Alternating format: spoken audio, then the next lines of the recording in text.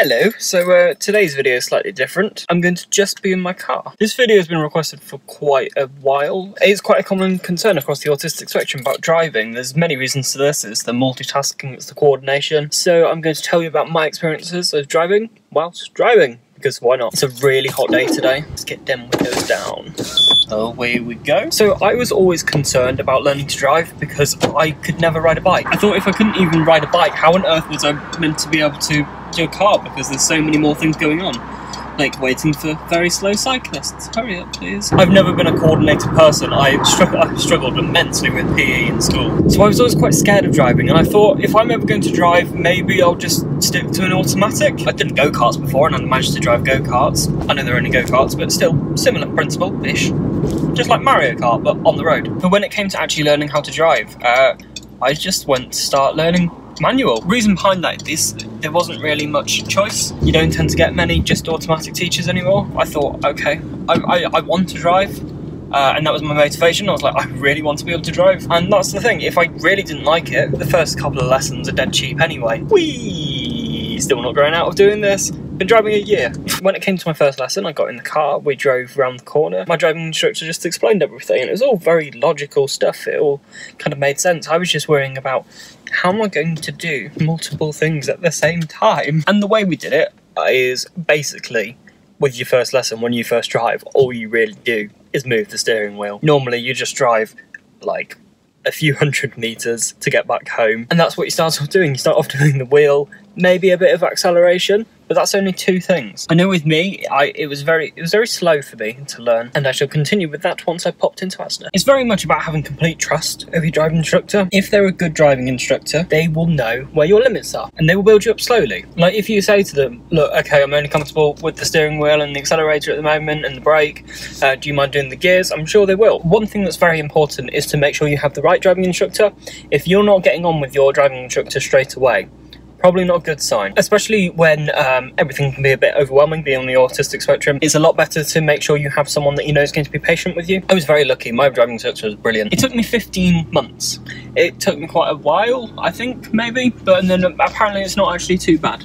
It's just about getting used to everything. There can be a lot of information coming at you when you're driving, and that's what I know a lot of people's fear is, because it's like, what are you actually meant to focus on? There's not really much practical advice I can give there, other than the fact of you just get used to it, or you don't get used to it. And driving isn't for everyone, and if you're that invested in wanting to pass your test, just put everything into it. You're in no rush either. If you start to learn at 17, you tend to be learning at the same time as a lot of your friends, and therefore there can kind of be a bit of competition oh, I need to pass my test first, but that is just stupid. Every individual, whether you're autistic or not, needs to spend the time they need to spend learning to drive. And one thing I found particularly interesting, of course, I have my up days, I have my down days. Sometimes these down days fell on driving lesson days, and I would drive shockingly. So it's not beating yourself up about it, because now, when I drive normally, if I'm feeling that bad, I just won't drive. But unfortunately, with scheduling of lessons, that's not always possible. I took my theory test, and I found that really easy, because it's just, remember these facts. It's quite a nice environment that you do it in. You get your own little cubicle, so you've not really got other people around you, but it's literally just remember these facts, answer these questions.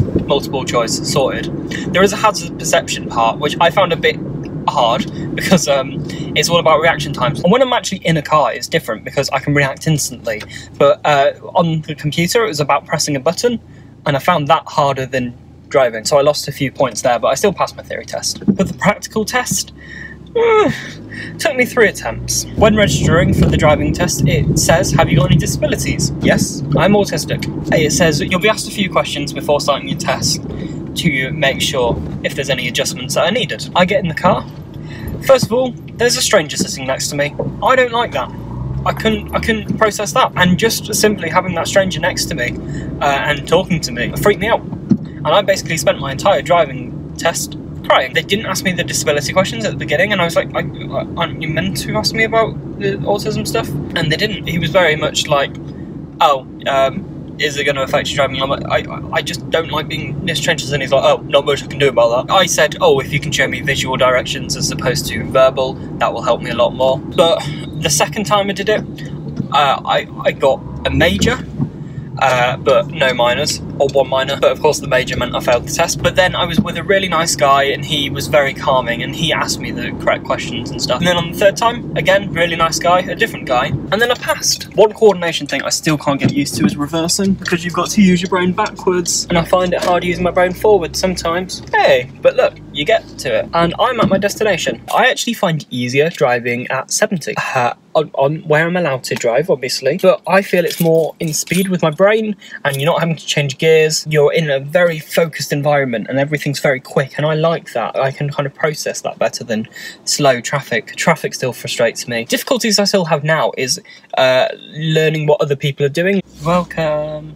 I like it when people say thank you. So with driving, there's a lot of unspoken rules, and it's about inter-driver communication with the flashes of the lights, like hand signals. I don't just mean rude hand signals, because obviously quite apparent what they mean. I mean as in like manners-wise and letting people go forward. God, there's people walking about in black jeans and black shirts, and so, oh god, I'm sweating enough as it is. I've got into many stressy situations in car parks. Car parks is an entire video on itself, to be honest, but there's a lot of etiquette involved. It's about getting used to all that etiquette, and it's quite hard to get used to all that etiquette. A good example I can give you quickly. One time I was in the car park where there was only one space and a guy was just hovering about, and he pointed towards it and looked at me, to which I assumed he was saying, oh, you can have it.